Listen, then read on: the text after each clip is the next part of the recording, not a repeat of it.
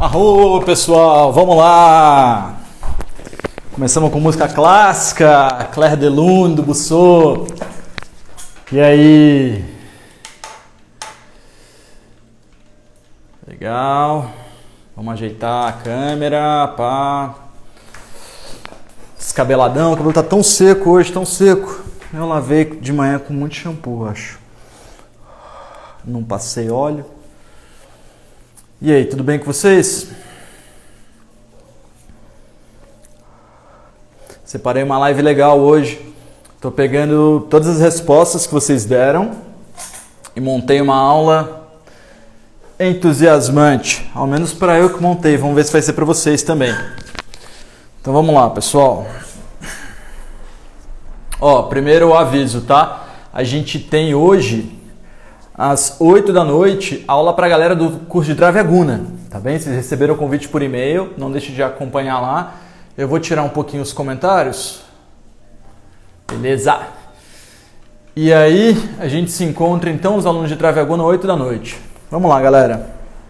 O tema de hoje, então, é sobre combinações adequadas e antídotos dos alimentos, tá? A gente vai fazer uma live bem soltinha, assim, quero falar das propriedades dos alimentos. Vamos entender inicialmente como funciona o processo digestivo, tá?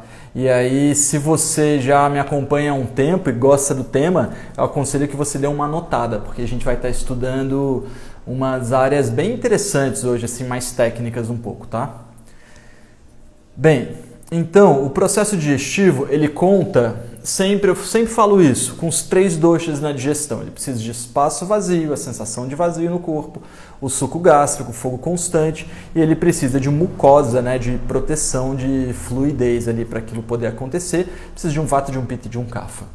Em termos técnicos, alongando para o estudo dos subdoshas, a gente precisa que samana vayu, que é a inteligência de vata, tenha espaço para que ela escolha para onde mandar o alimento. Se não tem espaço, ela não sabe como escolher isso. Então você precisa ter espaço vazio no seu corpo. Você precisa conseguir eliminar os dejetos para que haja espaço para o processo digestivo. Você não pode estar comendo tanto ao ponto que seus tecidos estão muito estagnados, que a sua pele está toda melada. Então seus tecidos estão abundantes demais, por assim dizer. E aí você vai gerar muco, você vai gerar toxina. Então você vai ter que agir inicialmente dentro dessa área. Então, a primeira subdosha da digestão, a inteligência de samana vayu, a inteligência de subdosha de vata da digestão, rege que você precisa mandar os nutrientes bons para o local certo. O seu nutriente bom, a banana que você comeu, só vai mandar potássio para o fígado para começar a sintetizar tecido se você, mastigou a banana. Não adianta você ter o melhor acne do mundo se você engoliu a banana inteira. Então você precisa transformar aquilo em pequenos pedaços. O cara, quando faz cimento, ele não usa brita para fazer cimento, ele usa farelo, ele usa areia para fazer cimento.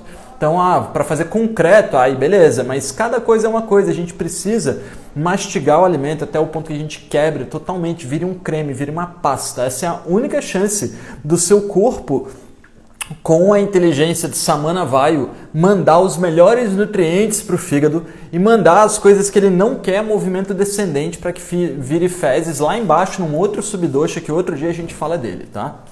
Então é tipo ultra mega importante a gente conseguir fazer um processo digestivo adequado. E para isso você tem que mastigar, para isso você tem que ter espaço vazio, para isso você tem que ter espaço disponível nos seus tecidos. E essa é a primeira inteligência dos subdoshas, o subdosha da digestão de vata, tá? O samana vayu. Segundo subdosha que a gente vai estudar então, o subdosha de pitta. Vamos na ordem vata, pitta, kapha, como a gente sempre fala. O subdosha de pitta, ele é o pachaka pitta, é aquele que queima, aquele que digere, aquele que transforma. Ele é responsável por pegar um elemento que não tem nada a ver com você, que talvez, vamos dizer assim, eu vou beber água do aquário. Imagina quanta bactéria não tem aqui nessa água do aquário, né? E aí, além das fezes dos peixes, além de 1000 coisas. E assim, pouco a pouco, o aquário vai esverdeando. Você não vai limpar? Gente, quanto mais verde, melhor, porque aí é bom para o peixe. Então, quanto mais esverdeada a minha água ficar ao período de 3, 6 meses, melhor para os peixes, eles vão estar num bioma muito melhor. Então, o bioma é muito importante, ele tem o que você precisa ali. O bioma de Pachacapita, o bioma do seu suco gástrico, precisa ser um bioma quente. Precisa ser um bioma que você guarda aquele calor, guarda aquela energia, guarda aquela temperatura ali. Então, não adianta você tomar água demais e diluir seu suco gástrico. Não adianta você, com toda a refeição, comer salada em todas as refeições, porque a salada é fria e é inibidora do fogo digestivo, ela digere a bile ao invés de produzir bile. Não adianta você também só querer comer coisa pesada e ficar comendo pimenta para equilibrar, porque você vai gerar toxina, vai gerar acidez, vai chegar uma hora que você vai estar só com Pachacapita, vai estar só com suco gástrico lá em cima. Então, o Pachacapita, ele é responsável, o subdosha de pita da digestão, ele é responsável pela queima do alimento. E eu estou falando da queima mesmo. Quando entra um barato, se tiver algum corpo estranho ali, quem dá conta dele é o Pachacapita. Tá? Ah, professor, o que eu posso fazer para o Covid? Ficar com um bom Pachacapita. Porque na hora que você inalar um vírusinho, é o seu Agni que vai estar agindo ali. Não é o Agni do estômago, mas o Agni do estômago é o Agni primordial do corpo e é dele que se formam todos os próximos Agnis, porque o Agni está dentro do tecido e o tecido é feito pelo processo digestivo e no processo digestivo tem um Agni. Então se esse Agni está bom, os outros Agnis tendem a ficar adequados. Estou querendo dizer que entre cada transformação no meu corpo, para transformar uma ideia eu preciso de fogo, para transformar um alimento em plasma eu preciso de fogo, mas para transformar tecido ósseo, músculo, tudo eu preciso de fogo. Então isso aí são os pequenos Agnis que existem no nosso corpo. Então a segunda parte do processo digestivo é justamente essa capacidade que o seu corpo tem de se defender utilizando o elemento fogo, matando bactéria, matando tudo o que é estranho e ainda quebrando aquelas grandes partículas em pequenas partículas para que elas sejam mais facilmente digeridas pelo nosso sistema. Eu não posso engolir um grafite inteiro, mas se eu fizer pó de grafite eu posso engolir isso, nem vai me fazer mal na real. Então, é interessante a gente entender que o nosso Pachacapita precisa que você mastigue, tá? Ele também precisa que você mastigue. Agora, Samanavayu, movimento do alimento no processo digestivo. O alimento que vai para o fígado e o alimento que vai descer para virar dejeto. Samanavayu. Pachacapita, o fogo digestivo do estômago, intestino delgado, que produz secreções biliares para pegar o alimento grande, quebrar em pequeno, para pegar as bactérias que não são bem-vindas e os vírus que vieram junto do alimento, as toxinas e queimar todas elas ali.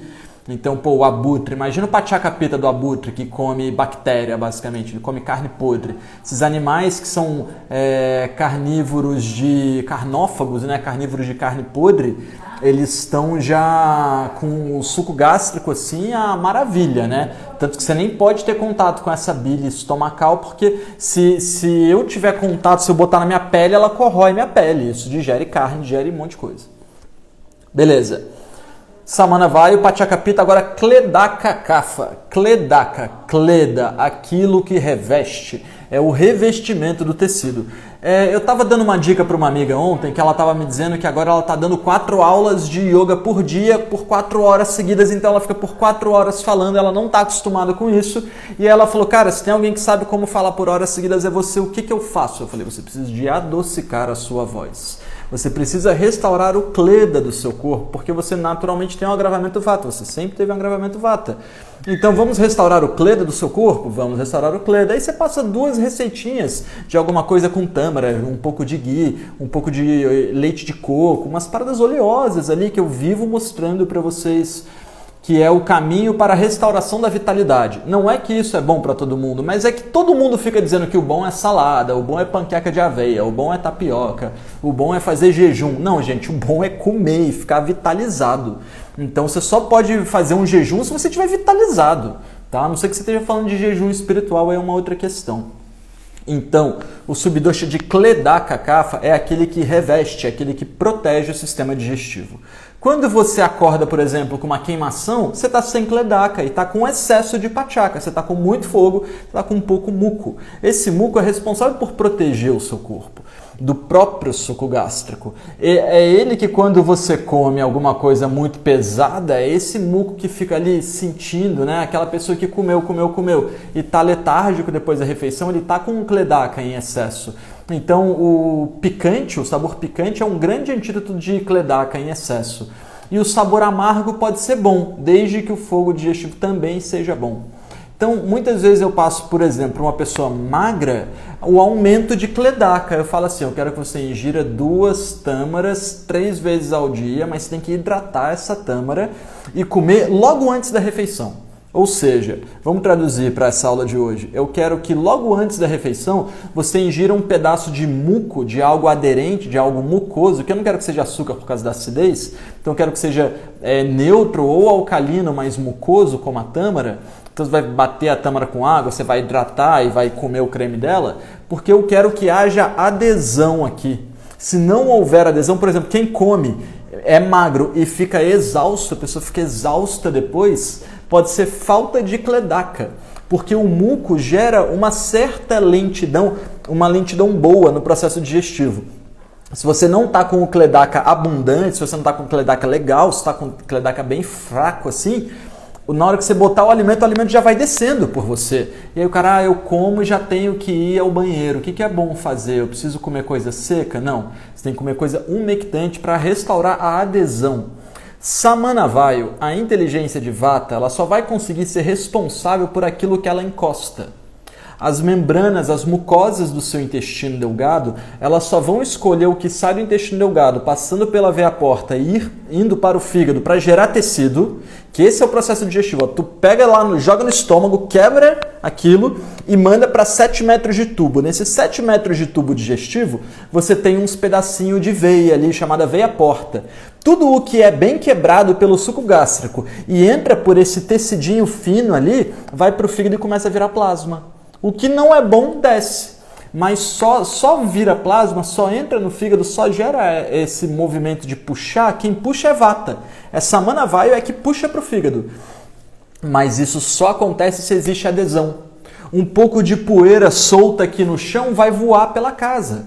Mas se eu jogar um pedacinho de lama aqui no chão, vai ficar aqui. Então precisa, o elemento água, ele promove essa adesão.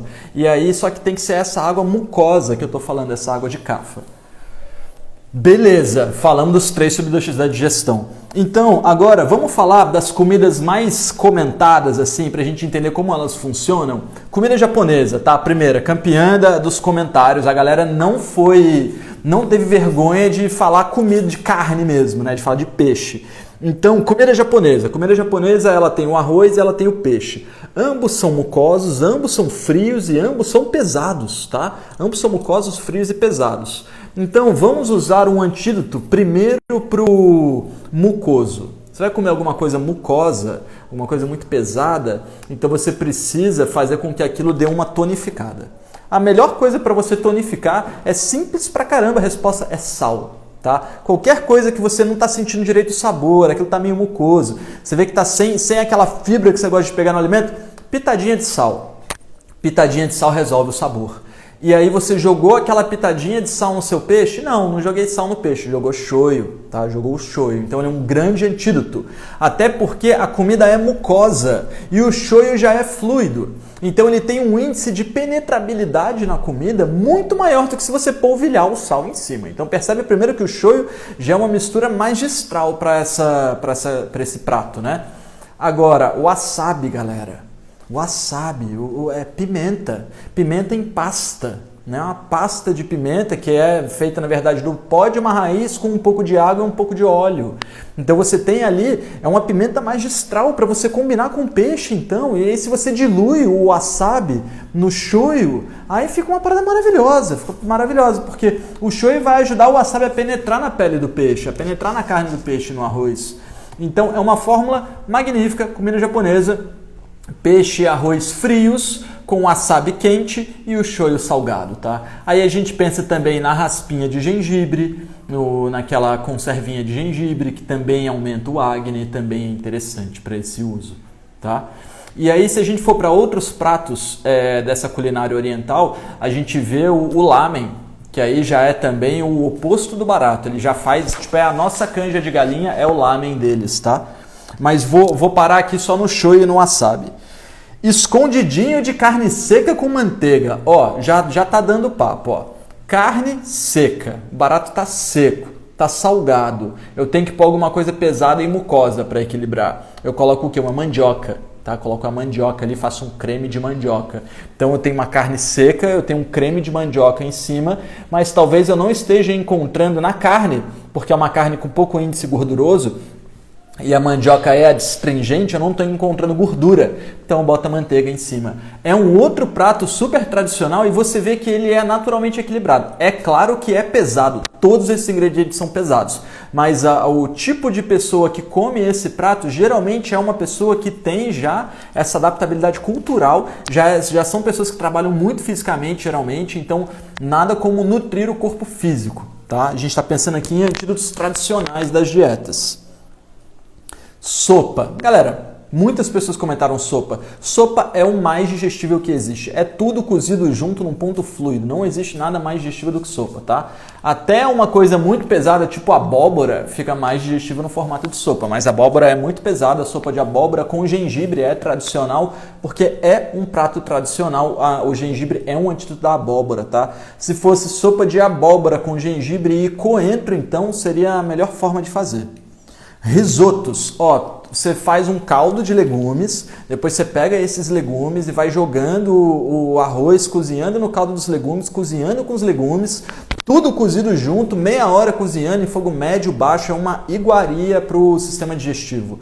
Ele é super mesmo pH para tudo, mesma acidez, aí depende do que você fizer. Se você fizer um risoto de filé mignon, vai ter um efeito. Se você fizer um risoto de cogumelo, vai ter outro efeito. Se você fizer um risoto de queijo, tem outro efeito. Mas é uma forma muito digestível de ingerir os elementos, tá? É tipo um kitchen versão Itália, tá bom? Pizza, galera. A galera comentou pizza até, assim, adoro pizza. Por quê? Pizza é legal, professor? Primeiro, você tem que ter acne. Tá? Praticar a Ayurveda por quê? Por que você vai fazer a Ayurveda? Você vai fazer a Ayurveda para você ter qualidade de vida, para você ter saúde, para você ter vitalidade, para você ter imunidade, para você ter longevidade, para você ter inteligência, para você falar bem pra caramba na live, mas para você de vez em quando comer uma pizza. Você comer uma pizza, cara, é pizza mesmo. E aí, como é que a gente vai fazer com a pizza? Ó, o trigo, a massa de trigo precisa ser torrada. Então aquelas pizzas de massa fina mais torradinha já é um antídoto, tá? O queijo, ele é pesado e mucoso, então a gente precisa no mínimo de alguma coisa digestiva do queijo, tá bem?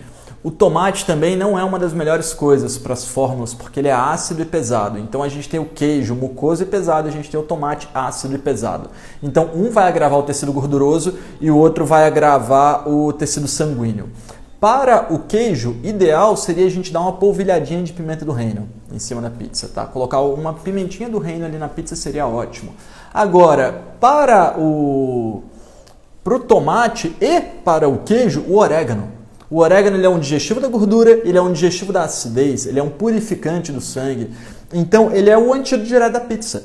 Vê como naturalmente a gente já quer fazer a pizza no forno a lenha, que é uma potência de calor maior, um calor que vem mais aqui do centro ali, mantendo, irradiando e assando a pizza rapidamente, então ela fica mais crocante, sendo naturalmente o antídoto do trigo, uma casquinha mais torrada, e aí a gente pega o antídoto do tomate e do queijo, já tem ali no orégano, você nem sempre vai precisar da pimenta do reino, tá? Mas é que tá frio e tal, e pro queijo a pimenta do reino é bem interessante. Agora, a campeã de respostas depois da comida japonesa, feijoada completa. Feijoada completa é o feijão preto que se equilibra com a carne de porco. A gente tem falado isso um pouco nos últimos dias. Mas a gente está falando mais ou menos assim, um adstringente com um pesado. A gente não falou de picante, né? Então tem a pimentinha. Tem um ácido? Tem a laranja. Tem um amargo? Tem a couve. E tem mais alguma coisa? Geralmente a couve é com alho. Então você vê uma combinação assim, ó, se a feijoada fosse essa sopa de feijões cozida com a carne do porco, hipoteticamente a gente comeria a carne do porco sem agravar o dosha muito se a gente não comesse o torresmo, se a gente não comesse o lombinho, se a gente comesse essas que são fritas e grelhadas. Porque o creme da feijoada ele é um creme muito nutritivo, mas é muito difícil de digerir, principalmente porque a gente não faz as fórmulas magistrais como deveria, né? A feijoada completa você vê que é um prato pesado pra caramba, mas se o cara não comer a couve é mais pesado ainda. Se ele não chupar a laranja é mais pesado ainda. Se ele não comer uma pimentinha é mais pesado ainda, tá? Aí beleza, agora a gente vai falar sobre antídotos da pimenta, tá? Então, primeiro vamos entender uma coisa, ó. Eu tive mais ou menos 130 respostas, 5 pessoas acertaram, tá? Então, primeiro eu quero dizer que eu fico meio preocupado, porque eu vou aqui entrar de frente com o que todo mundo tá achando, basicamente. Os elementos da pimenta, ele é o elemento fogo, todo mundo sabe, mas a pimenta é leve também, né? Então é fogo e ar, tá? Então você não pode ingerir nada que seja fogo com pimenta e você não pode ingerir nada que seja ar para cuidar do seu corpo quando você exagerou na pimenta. Ou seja, nenhuma fruta cítrica. Você não pode chupar uma laranja, chupar uma mexerica, chupar um abacaxi, tomar um gole de cerveja, tomar um gole de vinho quando você está comendo pimenta e perdeu a linha, porque são ingredientes ácidos, tá? São ingredientes de potência quente. Então você não vai ingerir nenhum potência quente. Perdeu a linha na pimenta, não vai ingerir potência quente. Só que a pimenta também é leve. Então, se você ingerir alguma coisa leve, você também vai aumentar a propriedade leve da pimenta e ela vai se espalhar, você vai ter a sensação de vazio mais rápido. Então, o coentro, que foi o que vocês mais votaram, não é uma opção. Por quê? Porque ele é leve. A pimenta ela é penetrante, quente, ela vai entrar queimando você. A maçã também não é interessante, porque ela também é leve e a maçã ela é adstringente, né? Então, ela também é leve e ressecante. E a pimenta já vai me deixar leve, já vai me ressecar. O leite não é uma opção péssima, mas ao mesmo tempo que ele não é uma opção péssima, ele é fluido. Eu não vou conseguir tapar a pimenta. A resposta correta, que 5 pessoas responderam, seria o creme de leite. O antídoto direto da pimenta é o creme de leite, porque a pimenta é leve e quente, e o creme de leite é pesado e frio. Então você perdeu a linha na pimenta, pega um creme de leite, faz um cremezinho ali, mas eu sou vegano, cara, faz um creme de leite de coco, de semente de girassol, mas tem que ser um ingrediente oleoso, pesado, mucoso e de potência fria, tá? E o creme de leite é assim a melhor coisa que tem nesse caso.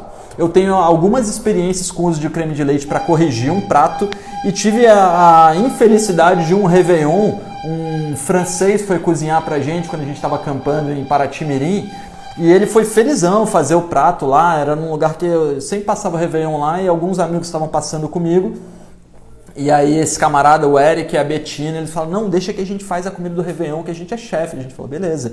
E nesse local que a gente estava ficando, tinha um mix de pimentas nordestinas que o dono do lugar tinha ganhado. Eu, cara, onde tem pimenta? Cara, tem um mix de pimentas nordestinas. O cara viu aquele mix de pimenta nordestina, ele pegou uma pimenta de cada para fazer um macarrão para 12 pessoas, assim. Aí ele fez o molho, tal, papo. Na hora que ele provou, eu tava do lado dele cortando tomate. Na hora que ele provou o molho, assim, ele começou a xingar em francês. Aí eu falei, o que houve? Ele falou, prova. Eu provei e, assim, eu quase passei mal. Quase passei mal. Porque eu provei um pouquinho só, assim, quase passei mal. E aí o Wilson, dono do lugar, o gaúcho, veio, o que houve, tchê? Falei, Wilson, o Eric estragou o barato ali, cara. Wilson, deixa eu ver. Aí na hora que ele falou, Eric, você usou umas 12 pimentas, Eric? Uma pra cada. Ele falou, Eric, essas são as pimentas mais fortes do Brasil, Eric. E aí a gente foi comprar, isso era tipo 8 da noite do dia 31 de dezembro, a 500 metros do rio, que a gente tinha que atravessar para chegar no carro, para pegar o carro e ir em Paraty. E o Eric, cara, você acha que o Eric ia deixar estragar a ceia de Réveillon, mano? Eu fui lá, peguei o carro e levei ele em Paraty pra gente comprar creme de leite e resolver a vida. Ele comprou 6 coisinhas de creme de leite. E eu não fazia, eu tinha 17, 18 anos, assim. Não, já usava carro, então devia ter uns 21, vai. Mas eu não fazia ideia de nada. E o cara tacou creme de leite e a gente comeu e ficou maravilhoso o negócio. Então foi assim, um antídoto que mais tarde eu vinha aprender no Ayurveda. Como a pimenta ela é leve e quente, você precisa de um pesado e frio. Então o creme de leite ele vai tapar e revestir as suas papilas gustativas, tá? Agora, a levíssima, boníssima e infame manteiga de amendoim, galera. O que acontece? Das sementes que a gente tem para usar, o amendoim, ela não é uma das piores, ela é a pior que tem. Ela tem o óleo mais pesado, é a que a molécula de óleo é maior, de energia mais ácida e quente. Então, excesso de amendoim vai gerar muco corporal, vai gerar mau odor, vai gerar, se você é mulher, pode ser muco vaginal, infecções variadas, se você é homem, pode ser coceira nas virilhas, pode ser coceira no braço, mas assim, ela agrava todos os doshas mesmo, tá? Só que assim, o que acontece? A indústria, ela adora uma coisa pseudo-saudável. Porque nada da indústria é saudável. Nada da indústria é saudável. Como nada da indústria é saudável, quando a gente inventa que alguma dessas coisas é saudável, todo mundo começa a produzir, começa a estourar, começa a sair propaganda e rótulos novos, e isso é indicado pelo nutricionista tal, porque tem proteína tal. E a galera da academia também, que é muito visual, assim, começa a comprar a ideia de que o barato é bom.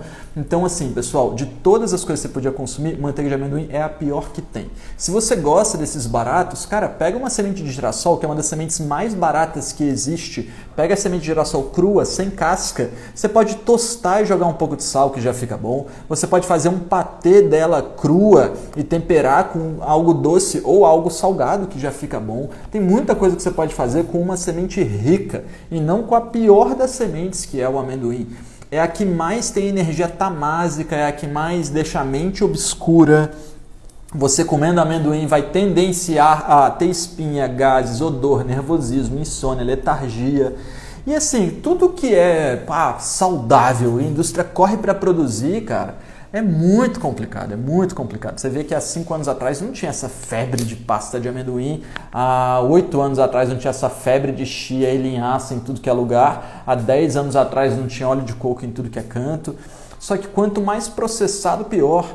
E geralmente, quanto mais milagroso o barato, mais mal utilizado ele está sendo, tá? E aí, vou dizer uma coisa para vocês, ó. Poucos de vocês, ou sei lá, metade da galera, sabe que eu tenho uma empresa de Ayurveda. Ah, como assim uma empresa de Ayurveda?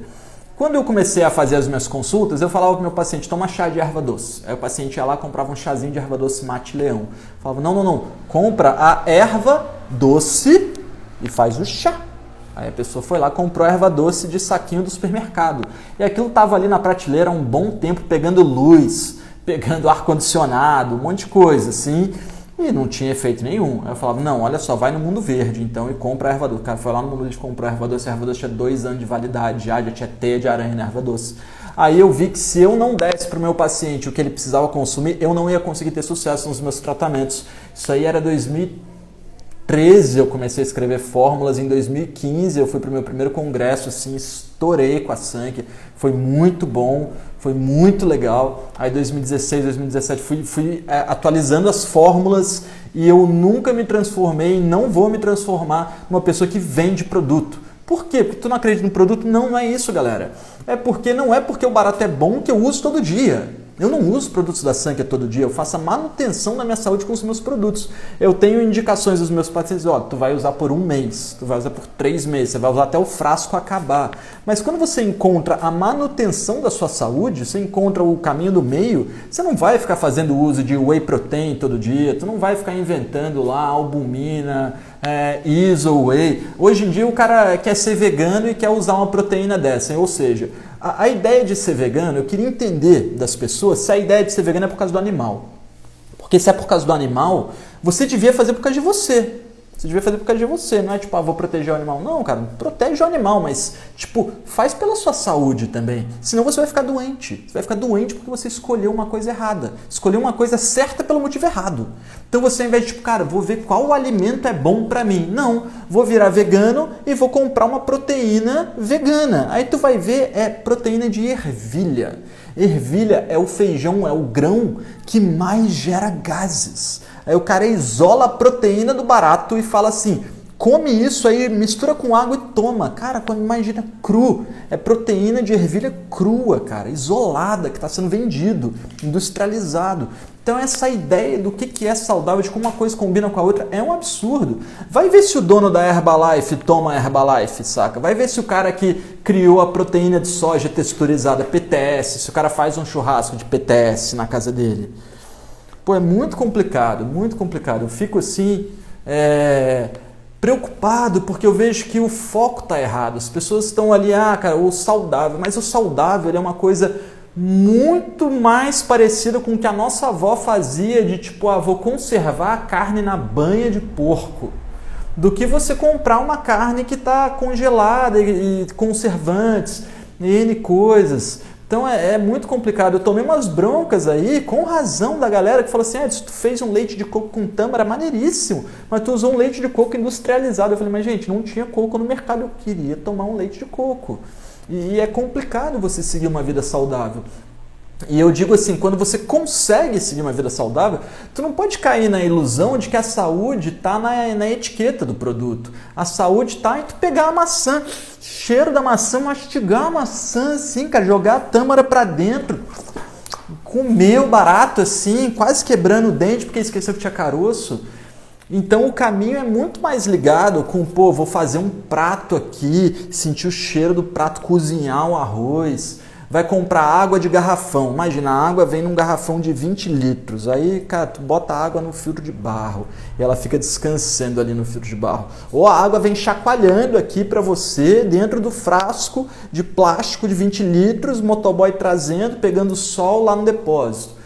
São coisas completamente diferentes. E vai chegando um ponto, se você nunca tomou água de filtro de barro por mais de um mês, você não vai entender o que eu estou falando e vai achar que eu estou implicando. Mas quando tu tomar água de filtro de barro por um mês e depois se eu tomar uma água de garrafa de plástico, você vai falar assim: não acredito. Não acredito que a gente não dá atenção para uma coisa tão simples. Como é que a gente pode ser tão burro assim, de ir lá na coisa mais sutil do corpo, na água, a gente deixa a água decantando um ano no galão de plástico, nas garrafinhas para vender para as pessoas.